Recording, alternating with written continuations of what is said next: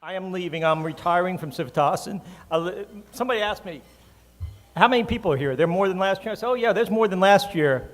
And my wife says, they just wanted to come and make sure you're really leaving. She really did say that. But I wanted to take this opportunity to thank my board of directors for their support over the years, and the current board, Jim Anthony, Garland Tucker, and Art Pope, the chairman. They've been very supportive, and you need to give them a round of applause. It's a thankless job.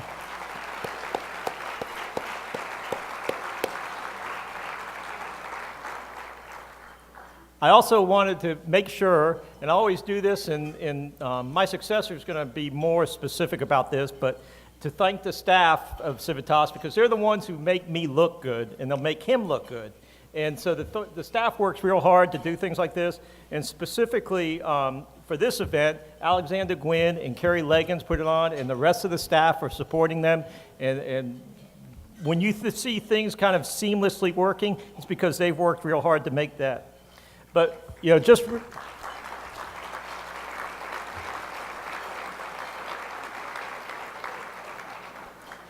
One of the things Civitas likes to say is that we try to eliminate barriers to people prospering in freedom. And one of the barriers we are most proud to be working on, and you see a little theme here, is that education is a barrier. Bad education, the lack of freedom of choice in education. And when I first introduced Philip Byers, he has been one of the prime movers in North Carolina about education choice, supporting it through nonprofit work and everything. And that's one of the things I'm proud of, is that from the time Civitas started and there was some choice, there is just now we have one of the most robust choice programs in the nation. Not the best, but one of the best. And hopefully, as we go along, it will be even better. Because it's John Allison, who was the former chairman of BB&T and chairman of Cato Institute, said that the one unlimited resource in the world is the human mind. And so without education, we can't develop that resources. That's what's going to make us a prosperous society, make things better in the future. So we need to have a robust educational choice. Then the whole problem of bad schools kind of goes away, because bad schools fail, good schools prosper. And you don't have to worry about the legislature and what they're doing with money, because the money will follow students. And like I said, good schools will prosper, bad schools will fail. And when I talk about education being a theme here, I'm getting ready to introduce my successor. He was first, just prior to this, he started in 2011 as the state director for Americans for Prosperity North Carolina, succeeded by Chris McCoy, who gave our pledge. But before that, he worked for Parents for Educational Freedom North Carolina. So I'm quite confident as we go in the future, Civitas will still be pushing education, education reform, educational choice, and I look forward to seeing that. I also hope to see some of you in the future. I'll be around tomorrow all day, but now I'd like to introduce my successor, if you give him a round, is Donald Bryson. Well, thank you very much. I am Donald Bryson. For those of you that don't know me, I'm the new president of the Civitas Institute. I can't begin to express what an honor it is to be called the president of the Civitas Institute, a fully nationally relevant think tank. It's just humbling to be up here right now. But I also want to say what an honor it is to be introduced by Colonel DeLuca. Let's all give Colonel DeLuca a hand for the leadership that he's given Civitas for the past 10 years.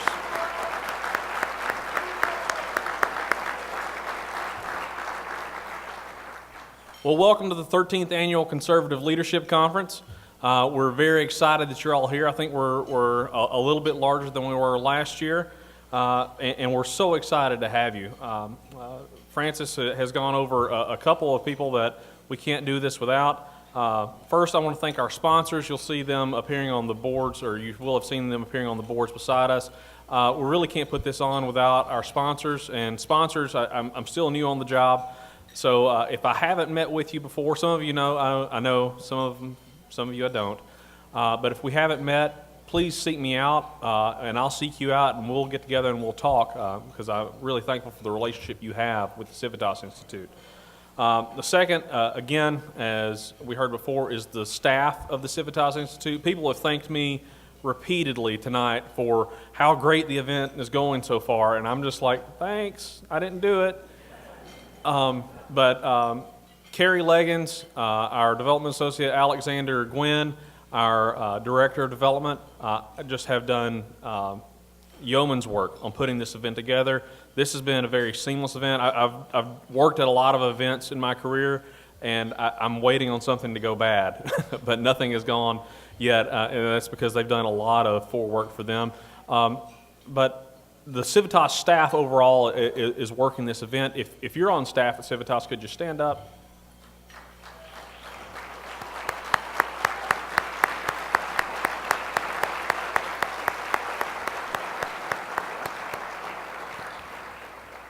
Thank you guys so much. I know that you're working really hard, and I can't begin to appreciate enough everything that you've done for me as I've started this new job, but also the work that we're doing for this event. And finally, this is a truly thankless job, and they don't get thanked enough, but I want to thank our board of directors. Our chairman of the board is Art Pope. We've also got Jim Anthony and Garland Tucker. They're an engaged board, and they've really helped me come along, and I want to thank them, because without our board of directors guiding the organization, events like this wouldn't happen. So thank you very much, gentlemen.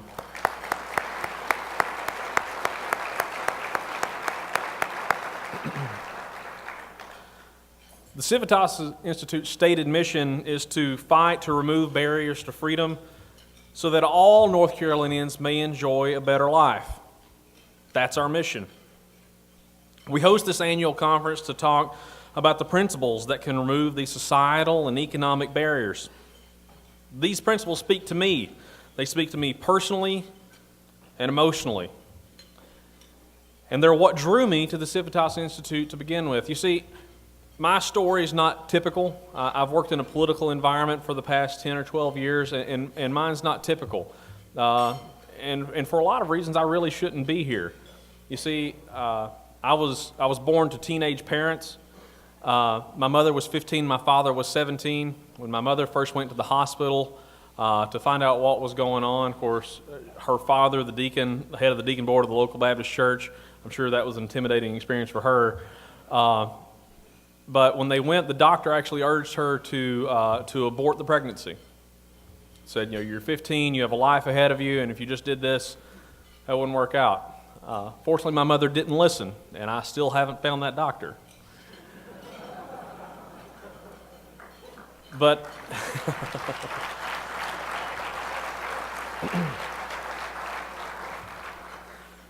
But then I grew up in my grandparents' household. My grandfather is still the first person I called when I need advice. He was the first person I called when I told him I had applied for this job. First person I called when I told him I had gotten this job. He is very much a force of nature in my life. But I grew up in their house in a little community in West Tennessee.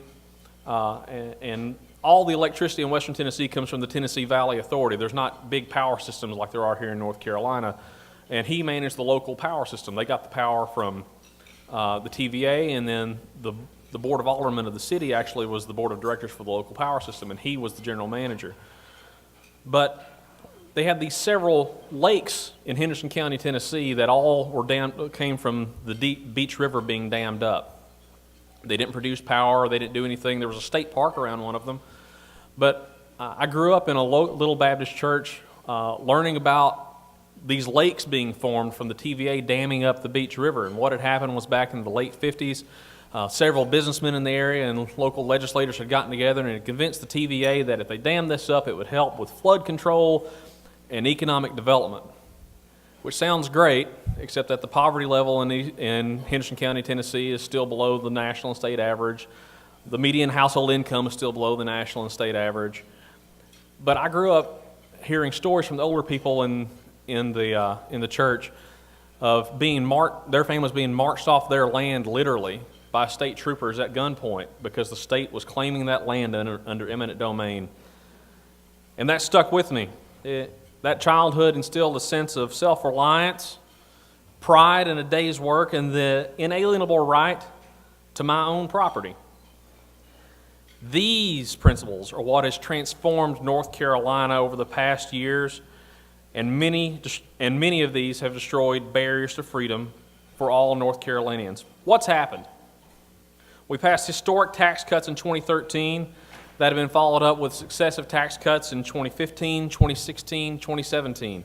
Everybody likes to talk about Mike Pence in Indiana and Scott Walker in Wisconsin and the tax cuts they've made there, but if you combined those, they're still smaller than the tax cuts North Carolina passed in 2013. It's impressive. It's absolutely impressive. The American Legislative Exchange Council ranks North Carolina as third best for economic outlook among the 50 states. Forbes magazine ranks us as the best state for business. If we look back to April 2011, as Republicans and conservatives had just taken over the General Assembly for the first time in more than 100 years, our unemployment rate was at a staggering 10.3%. And we had 4.1 million workers in the state. As of this month, our unemployment rate is down to 4.5%, and we've added more than 600,000 jobs in that time. That is impressive. Today, North Carolina families have historic opportunities that they've never, ever had before to choose the environment that best works for their children and their education, whether that's a traditional public school, a private school, a charter school, and a growing number of families are homeschooling. But these principles and this momentum we have in this state are under attack. The progressive movement is alive and very angry, and they're motivated. We have a governor whose political aims seem to be nothing more than to attack conservative principles, rule and divisiveness, and amass power for himself. We've seen very little governing principle coming from Blunt Street these days. Instead, we have a governor that, as a candidate, decried corporate tax giveaways, but inked $190 million worth of special interest incentive deals in his first year as governor. $190 million. Governor Cooper said he wants a fair but low tax environment in our state, yet the first budget that came before him that would cut taxes for all North Carolina taxpayers and businesses, he vetoed. He's promised to strengthen education in North Carolina, but is openly opposed to the Opportunity Scholarship Program and has continued to sue to take away that program from the state and to stop its growth for low-income families in North Carolina. We have a governor who appears to have extorted $58 million from two of our nation's largest utilities so that they can build a natural gas pipeline and provide actual economic development to our state. That money would have been put into a fund that only he would control. That is completely without precedent in the history of our state. You may remember that the Civitas Institute filed an ethics complaint about that $58 million. And I want it noted that as I walked into the Ethics Commission that day to file that complaint, I had to show a photo ID. Yep. Governor Cooper thinks that the integrity of our elections is not terribly important. He wants an elections board that only is fully controlled by only his party. He has a problem with the bipartisan board. And heaven forbid, anyone should have to show identification when they vote, when we have to do it for everything else. That's not a bright future for North Carolina. We deserve a brighter future. We deserve a better future. We've come a long way, but we have a long way to go yet because we have a larger responsibility, not only to ourselves, but also to be an example to the rest of the nation. In many ways, hearkening back to President Reagan, North Carolina has become that shining city on a hill among the 50 states. A lot of that has to do with a lot of the work that the Civitas Institute has done over the past several years under the leadership of Colonel DeLuca. We should continue to strive to be that example and become an even better example to our nation as a laboratory of democracy. That's why the Civitas Institute is here. That's why we host the Conservative Leadership Conference. North Carolina is just that important. Before I introduce our next speaker, and as we go into our conference, let me leave you with wise words from President Reagan that he had used regarding our nation. Again, they're regarding our nation, but let's apply them to the old North State. President Reagan said, "And let us resolve, they will say of our day and our generation, that we did keep faith with our God, that we did act worthy of ourselves, that we did protect and pass on lovingly that shining city on a hill."